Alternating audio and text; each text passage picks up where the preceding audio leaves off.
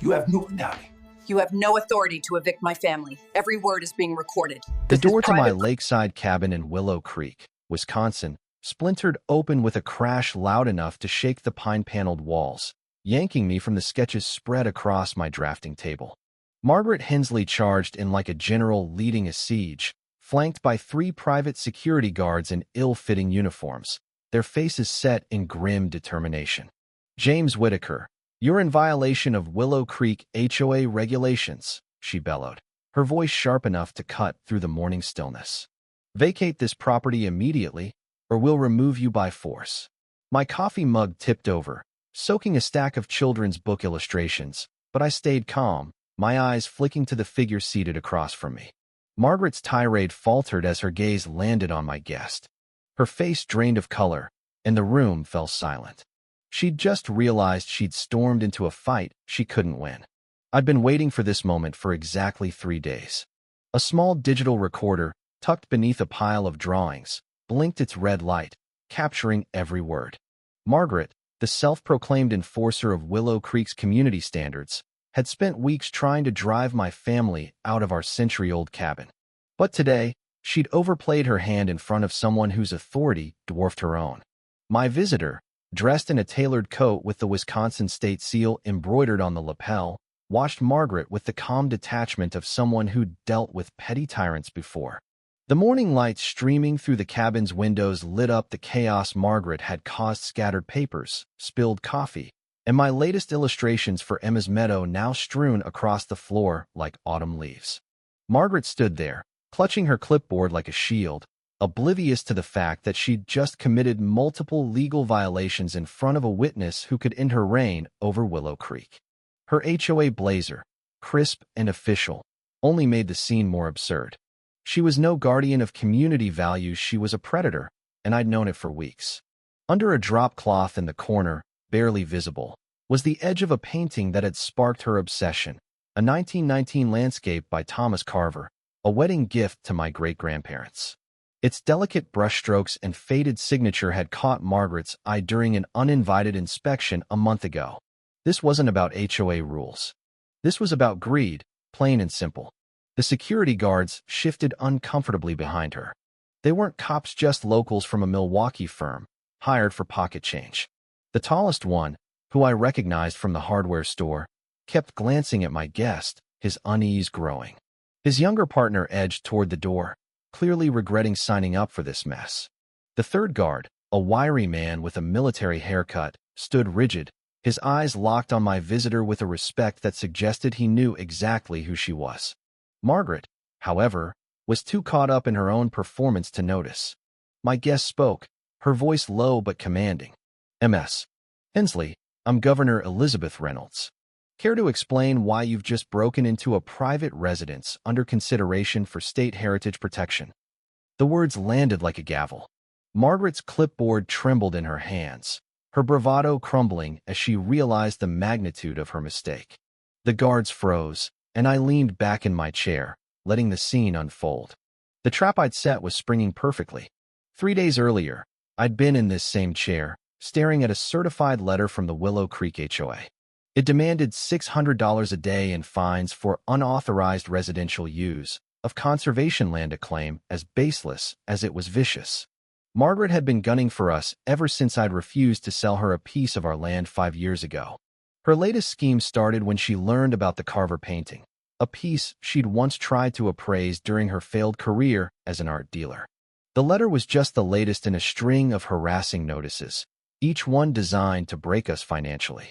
My daughter, Sophie, only 7, had asked me that morning, "Why does that lady want our house, Daddy?" Her small fingers traced the HOA logo on the letter, her voice trembling. I was fumbling for an answer when my phone rang. The voice on the other end was crisp, professional. "Mr. Whitaker, this is the Wisconsin Heritage Commission. We've received reports of HOA overreach targeting your property, which may qualify for heritage status. We'd like to visit." That 12-minute call changed everything. They hinted at a high-level source, pushing for an investigation, and I began to suspect Margaret had crossed the wrong people. That evening, a nervous contractor named Pete Larson showed up at my door. He'd been hired by Margaret to inspect, our roof, but confessed she'd paid him $250 to photograph our belongings, claiming it was for an insurance audit. His guilt confirmed my suspicions. Margaret wasn't just harassing us, she was hunting for the Carver painting. I dug through my late mother's files that night, finding a Christmas card from 1985. It showed her with a young woman in a graduation cap, labeled Elizabeth and me, so proud of her. The woman was unmistakably Governor Elizabeth Reynolds, a former student of my mother's who'd credited her art history classes for inspiring her career in public service. The next morning, my neighbor, Harold Jenkins, a retired city planner, arrived with a thermos of coffee and a folder stuffed with documents. "James, that Hensley woman's been fleecing people for years," he said, spreading out evidence of Margaret's schemes. She'd targeted other properties in Willow Creek, using fake violations to pressure owners into selling or surrendering valuables. Her forged environmental reports claimed our cabin sat on protected wetlands, signed by a consultant who'd died a year earlier. Harold's network of old municipal contacts had uncovered backdated zoning forms and falsified signatures. Margaret was running a con disguised as community leadership. I didn't hire lawyers or file complaints right away. Instead, I started a Facebook group called Willow Creek Truth, posting the forged environmental report next to the dead consultant's obituary. Within hours, the group had 50 members. Neighbors like Susan Carter and the Thompsons shared their own stories of Margaret's harassment, disappearing heirlooms, suspicious inspections. By evening, Margaret's phone was ringing off the hook with questions she couldn't answer. Thursday brought a call from the Heritage Commission, confirming a site visit for Friday. They mentioned our cabin's potential as a historic landmark, built in 1919 with local timber and stone. If granted heritage status, it would be untouchable by the HOA, and Margaret's actions would escalate from civil violations to federal crimes. Harold's final bombshell came that afternoon. Margaret had pulled similar scams in 2 other Wisconsin towns, targeting elderly residents with valuable heirlooms. She'd refined her tactics over years, but she'd made 3 fatal mistakes with us: targeting a former lawyer, attracting state attention, and underestimating our community. Margaret's response was desperate and sloppy. She hired a Milwaukee PR firm, who flooded mailboxes with flyers accusing certain residents of hiding taxable assets. Then came a certified letter claiming Sophie's safety was at risk in our unsafe cabin, threatening to call Child Protective Services. It was a low blow, meant to terrify me into compliance. But I knew the law, and I had evidence. Her emergency HOA meeting, called with 5 hours' notice, violated Wisconsin's Open Meetings Act. Harold had already prepared a violation report. At the meeting, held in the community center, Margaret planned to accuse me of tax evasion and safety violations, hoping to rally residents to evict us. She'd even invited a local news crew from Channel 6 to film her decisive action. But Harold stole the show. Standing up, he played a recording of Margaret discussing the Carver painting with an auction house contact, plotting to relocate us to seize it. The room erupted.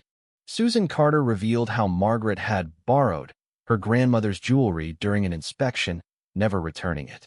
The Thompsons described a similar scam involving their antique furniture. The news crew, expecting a routine story, captured a community uprising against a corrupt HOA. Sophie's live stream was the tipping point. Watching the meeting on her tablet, she started broadcasting, her small voice explaining, "The mean lady wants to take our house because she thinks Daddy has something valuable. But he's just trying to finish his book to pay for my heart medicine." Her stream, titled Save Our Cabin, showed her medical equipment and my illustrations, alongside Margaret's threatening letters. It went viral, hitting 50,000 views in hours. Strangers donated to Sophie's medical fund, and national news outlets called for interviews. The stream turned our fight into a cause. Friday morning, Governor Reynolds arrived with Heritage Commission staff and a state trooper. She examined the cabin's craftsmanship, marveling at its historical details. When she saw the Carver painting, her eyes widened. "This is extraordinary, James. Thomas Carver's 1919 Lake series was thought lost. This alone justifies protecting the entire property." She shared how my mother's classes had shaped her career, making our fight personal. When I heard her son was being targeted over a Carver, I had to step in. Margaret's final move came at 10:30 a.m. Her security team, led by a disgraced ex-cop named Carl Thompson, rolled up in SUVs, shouting about emergency HOA authority. Margaret burst in, waving fake documents and demanding we leave. The news crew she'd brought filmed everything. Governor Reynolds didn't flinch. Ms. Hensley, I'm Governor Elizabeth Reynolds. Explain why you're committing breaking and entering during a state investigation. Margaret froze, her papers useless. Then came the knockout. A private investigator, Daniel Holt, stepped forward. Ms. Hensley, I'm with the Wisconsin Attorney General's office. I've been tracking your activities for weeks. You're under arrest for fraud, conspiracy, and interference with heritage protection. Holt's evidence was airtight. Recordings of Margaret's auction house deals, forged documents, and a trail of scams across 3 counties. Her security team backed off, and state troopers cuffed her as cameras rolled. Margaret's parting shot, "This isn't over, Whitaker," was hollow. She'd lost everything.